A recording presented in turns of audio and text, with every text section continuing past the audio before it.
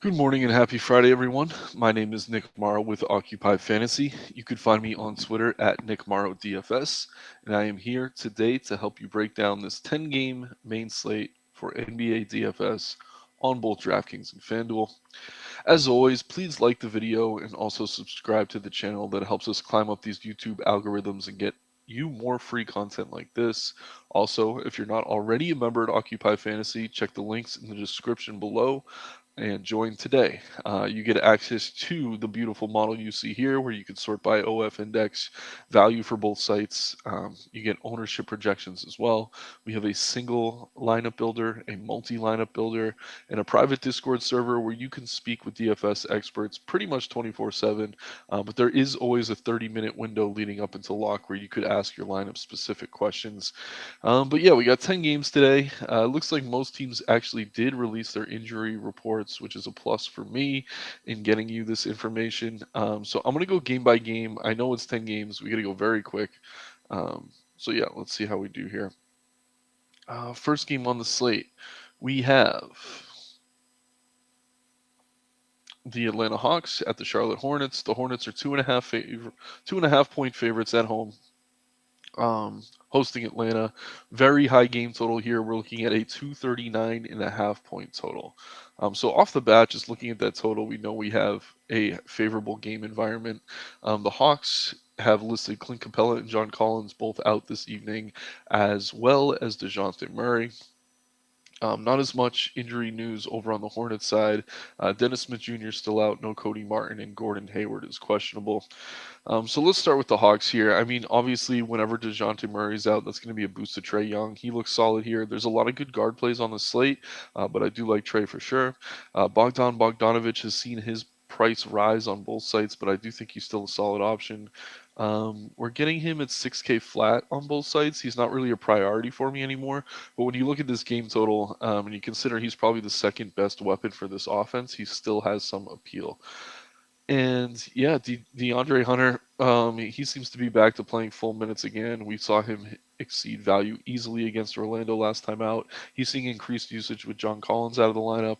But the big piece for me here is actually at center, where Clint Capella's out. We get Onyeka Okongwu as the starting center. 5,200 on FanDuel. That's totally reasonable. Clicking over to DK. Let's see here.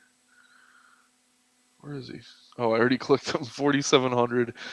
Really, really strong play over there. So anytime where we have a 10-game slate, there's going to be a lot of good center plays. But I think point per dollar, Okongwu's about as good as it gets.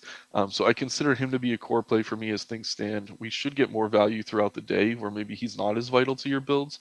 But as things stand right now, I do really like getting to him. I think it makes it easier for you to pay up at other positions. There's a ton of good guards on the slate. Trae Young being one of them. I do like Trae a lot here, so he's someone I'm considering.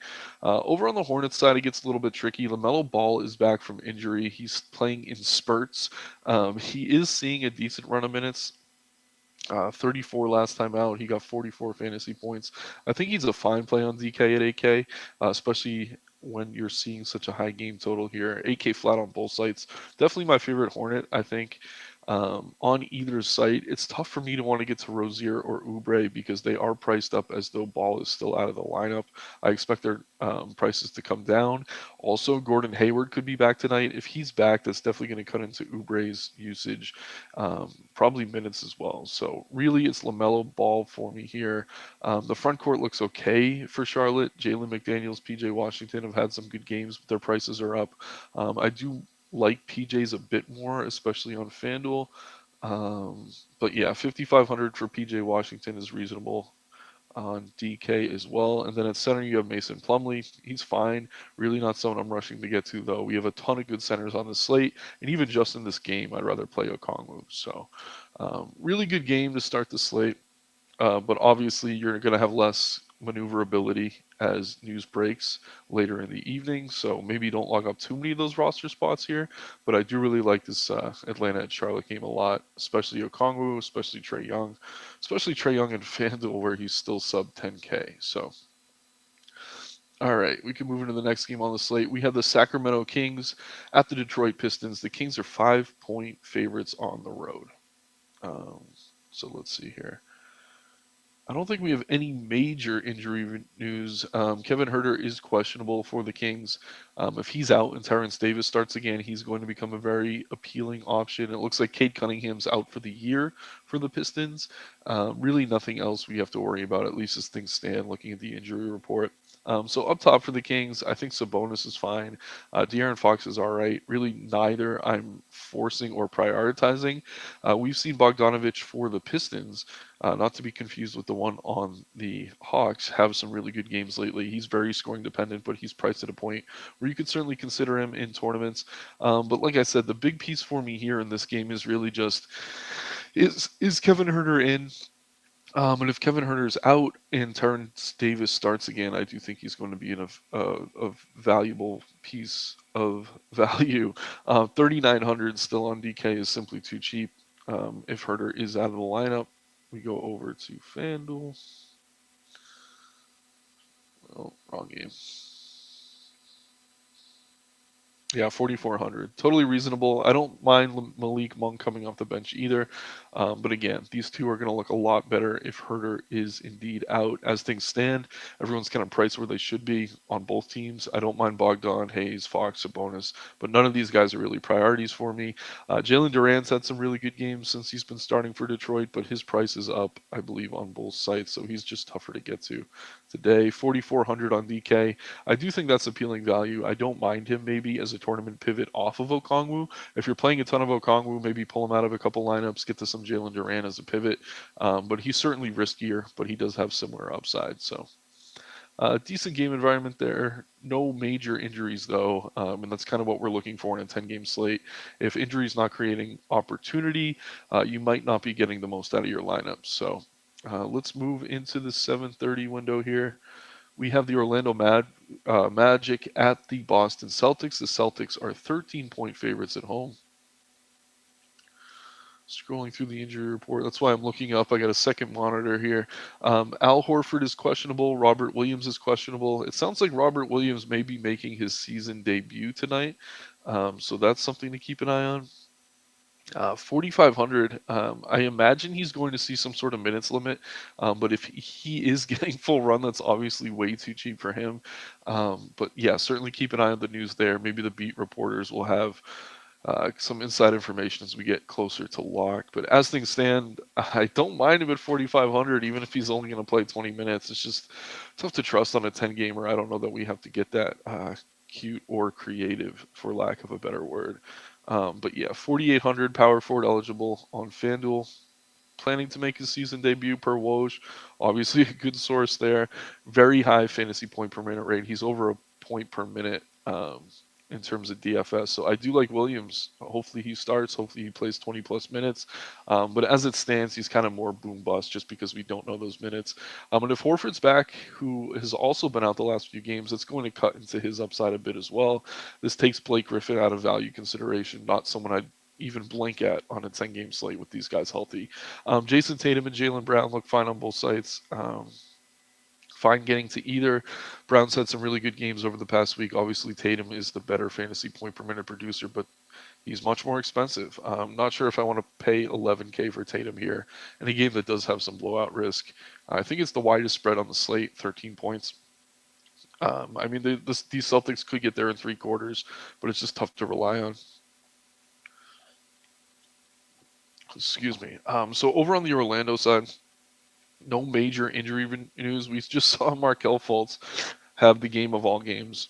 He's up to 5,100 on DK. Still think that's a good enough price where we can consider him wide range of outcomes, but we saw that very, very high ceiling out of him last time out, getting a bunch of blocks and steals, getting over 40 fantasy points. So I do like Fultz here. 6,500 on FanDuel. They were quicker to adjust that price. Probably won't get to him over here. But on DK at just 5,100, he's certainly someone I'm considering. Paulo Banchero, fine play. Don't mind him at all at 8,100. Really not someone I'm prioritizing, though. Boston, one of the best defensive teams in basketball so far this season. Yeah, I mean, still no Wendell Carter in the front court, but I don't think there's enough opportunity for me here to be chasing Magic players on a 10-game slate. Sorry. So next game on the slate, we have the Brooklyn Nets at the Toronto Raptors. The Nets are 1.5-point favorites on the road. Nets coming off a few days of rest. They've been playing really good basketball lately. Kevin Durant, Kyrie Irving, both fine payups on both sites. KD certainly easier to get to over on FanDuel, where he's just over 10K. Um, yeah, we're looking at 10-9 on DK, which is okay. Still not rushing to get to him there. And then Kyrie, tournament only with Ben Simmons back and healthy. We see his rates take a hit with Simmons in the lineup. Um, but yeah, I mean, it is a fine enough game environment. We're looking at a near 227 point total. Yuta Watanabe is healthy. He's facing his former team here. I don't know that that's necessarily super notable, but if Seth Curry's out, I do think he could see more minutes. Um, I forgot to touch on this injury report quickly for the Nets. Yeah, we see Seth Curry questionable, Patty Mills doubtful. So there could be more minutes for a guy like Watanabe. He's the one value piece here I'm really keeping an eye on. I don't mind Joe Harris, very scoring dependent wing. He needs points to get you to value, but we have seen that from him in the past. Then over on the Toronto side, still no OG Anunoby. We saw Fred Van Fleet take advantage of that last time out. I do like him again here at 8K on DK. And what are we looking at? 8,700 on FanDuel. Then I do really like Pascal Siakam. The Nets have been one of the worst rebounding teams in all of basketball this season. Really not a major surprise. But Siakam, if he's getting a bit of a rebound boost here and a little bit more usage with OG out of the lineup, I do think you could turn to Siakam, especially on FanDuel where he's sub 10K at 9,800. All the starters look fine here. Gary Trent put up a major dud last time out with OG out of the lineup. I do think you could go back to Trent at low ownership in tournaments. He's a fine play, but I'd rather get to Van Fleet. I'd rather get to Siakam and then Barnes in that order. I think those three are all solid. But yeah, pick and choose. I probably wouldn't want more than one of that group in my lineups. Um, all right, so moving into the next game on the slate, we have the Pacers at the Cavs. The Cavs are 8-point favorites at home. No major surprises there. No real injury news for the Pacers we have to worry about. No Daniel Tice, no Chris Duarte. They've been out for a while. Similar story over on the Cavs side. Actually, or no, that's the other Mobley. Ricky Rubio, Dean Wade, Dylan Windler all out.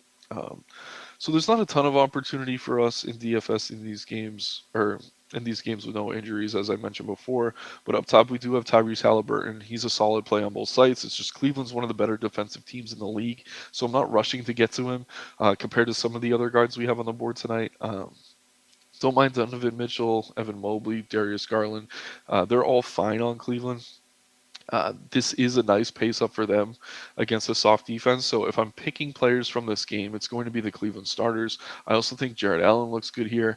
We saw Lamar Stevens have a huge game last time out. I feel like that was more of an outlier. I'm probably not chasing that value. I know he is popping in our model. But I do think we get better value throughout the day. So really, I do like all the Cavs starters here because they're going to be paced up against the soft defense. Then on the Pacers side, I don't mind Miles Turner, but it's really just Tyrese Halliburton that has me interested. Just nothing from this game I think we have to force. So moving into the last game in this window here, we have the Philadelphia 76ers hosting the Golden State Warriors. The Sixers are 8.5-point favorites at home. Big piece of injury news here. Obviously, Stephen Curry is going to be out for a few weeks. He has left shoulder soreness, they're calling it.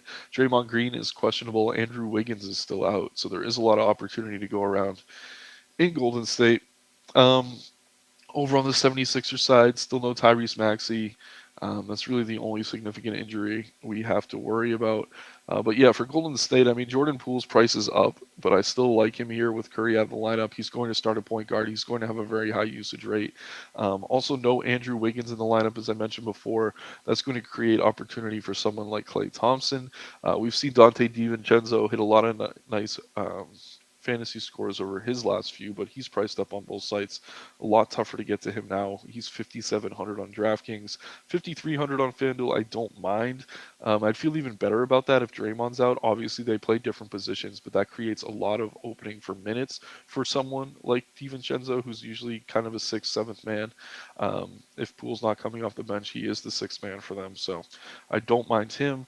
Um, and if Draymond's out, that should create a bit more opportunity for someone like Kevon Looney. But really, I mean, it is Jordan Poole here. He's definitely better on FanDuel at 7,700. Don't mind Clay at 7,300. He's been really solid lately. And then DiVincenzo, I think he's sneaky good. We also seen Kuminga hit some nice ceiling games lately, even in limited minutes.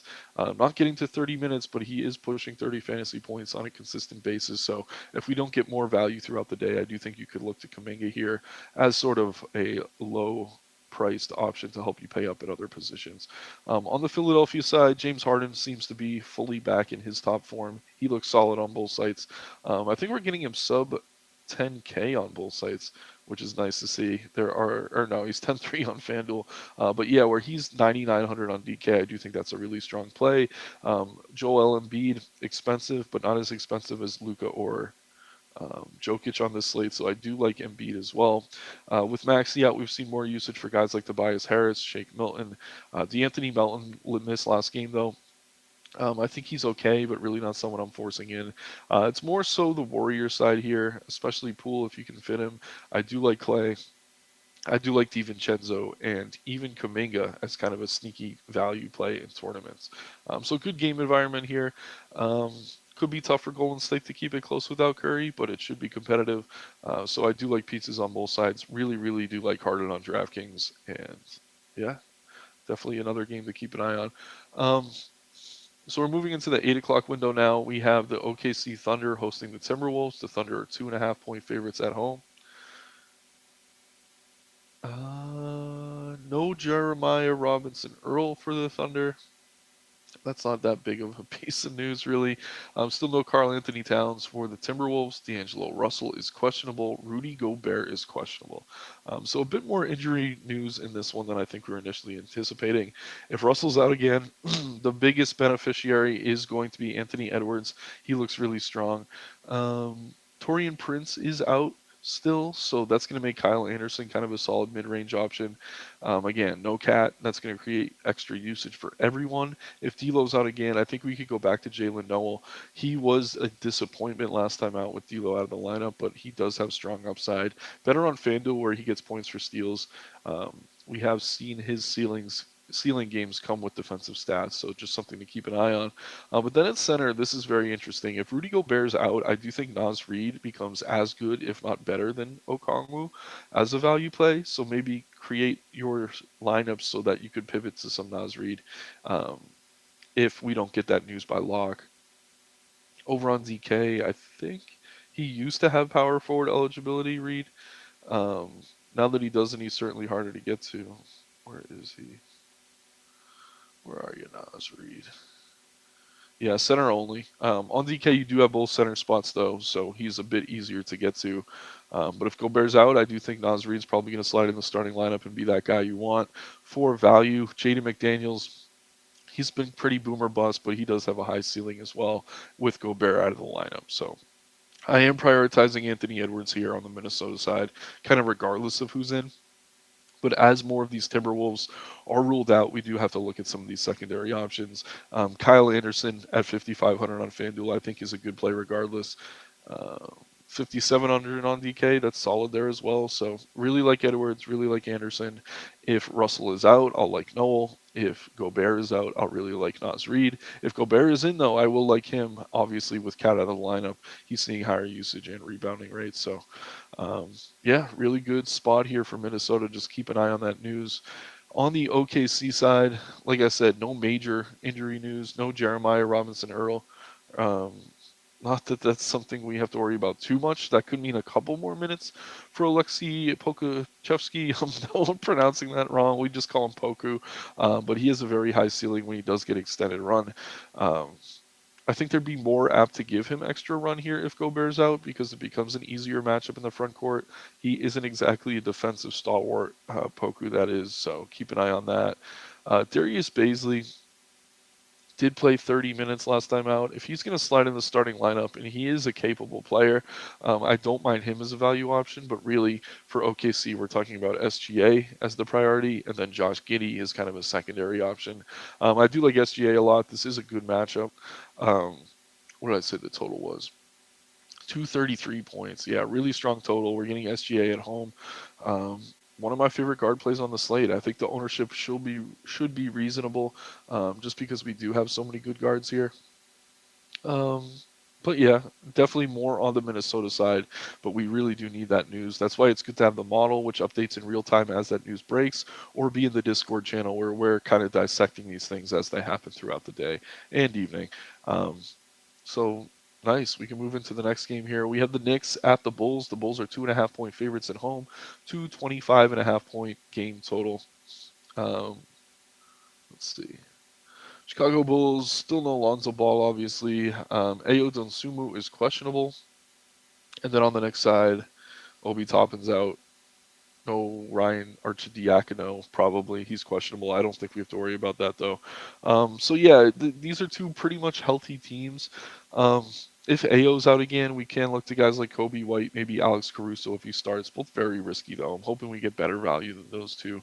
Um, but yeah, the Bulls are one of these teams, and the Knicks are similar, where they have good players that start, but it's tough to know on a given night who to prioritize. I do like Zach LaVine on both sites.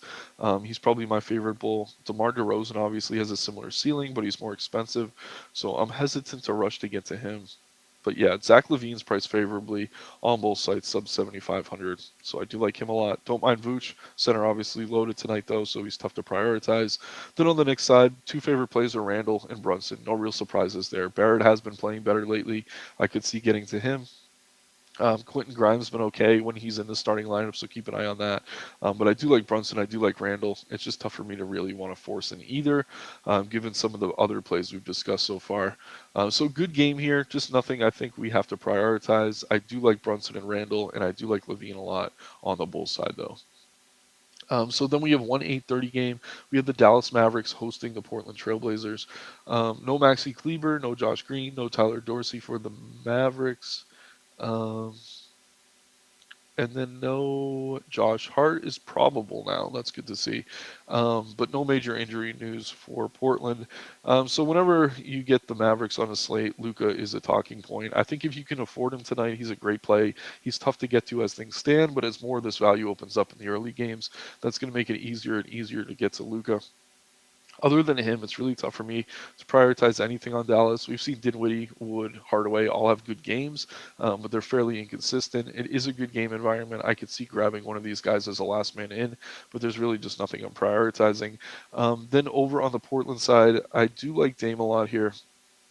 Um, he went for 60 fantasy points the other night. He is up over 10K on DK, but I think for that reason, he's going to be like low slash reasonably owned. Don't mind Nurkic. 7,200 is a good price on DK. 73 on FanDuel, very similar. So this is just another team that I like, but I don't love. I do like the pay up in Dame. Don't mind Jeremy Grant, but really, yeah, it's just Dame or Nurkic for me on Portland, and then Luka if you can afford him on the Dallas side. Um, Moving into the last game on the slate, we have a good one. We have the Nuggets at the Lakers. The Nuggets are actually 1 point favorites on the road here. Um, and yeah, Anthony Davis, LeBron James, both listed as probable. Wendy Gabriel's still out for the Lakers. Michael Porter Jr. is still out for the Nuggets. Yeah, so this is a good game. Obviously, just for regular basketball viewing purposes. Um, but it's also a good game environment for DFS. I think if you can afford Jokic, it's a similar story as Luka. Obviously, not that easy to get to, but I do love his raw point upside. If you can afford him, um, AD and LeBron both fine options. Obviously, LeBron is cheaper, a little bit easier to get to. I think you could go to either or and feel pretty good about it in this game environment. LeBron coming off a really, really strong game where he played 42 minutes against Boston. Nice they got a rest night in between there because, yeah, usually when LeBron plays 40, if it's a back-to-back, we could see him limited the next day, but they did get that day of rest in there, so that's something to consider. AD's been amazing lately. Another player kind of in the same ilk as a Jokic or Luka, very tough to afford, but as more value opens up, I do think I could see myself getting there. Don't mind Jamal Murray as a point guard play in that mid range. He looks solid. There's really nothing else here I think we have to prioritize. So I'm going to refresh the Occupy model here and just do a quick kind of summary of everything we talked about so far. Obviously, 10-game slate, a lot of good options to choose from. Still waiting on some news. Sorting by DK value first. Okongwu, the cover of this video, one of the first value pieces we talked about. He looks excellent here with Capella out of the lineup as long as he starts. He's someone I can see prioritizing. If Donsumu's out for Chicago, I expect Caruso to be fairly popular. There's just not a ton of great value yet as things stand. So if we don't get more news to break, I think you're going to want to be building more balance tonight. I do think Kyle Anderson's really favorably priced on both sides. Again, Okongwu is really the best value we have as things stand. So we're going to have to wait and see what opens up throughout the day. Don't mind DiVincenzo, definitely more appealing on FanDuel as a value piece with no Steph Curry in Golden State. But then, yeah, sorting by OF index, which is going to weigh raw point upside a little bit heavier than price. We see Jokic and Embiid at the top. No surprises there. Davis, Doncic, Young, SGA, Harden, all great plays. But like I said, I think we want to be more balanced tonight, at least as things stand. Guys like Fred VanVleet are going to be really valuable in that type of build. Julius Randle, just these 8 to 9K range guys. You could probably fit 2 of those in with some of this mid-range value, but unless we get a few punts to open up, it's going to be really tough to build. But once again, my name is Nick Marro with Occupy Fantasy. You can find me on Twitter at Nick Marro DFS. Please like the video, also subscribe to the channel, help us climb those YouTube algorithms and get you more free content like this. Become a member at Occupy Fantasy today. You get access to the model you see here, as long as a lineup builder for both single entry and multi-entry. And yeah, private Discord server. Come in, say hi to me if you do join.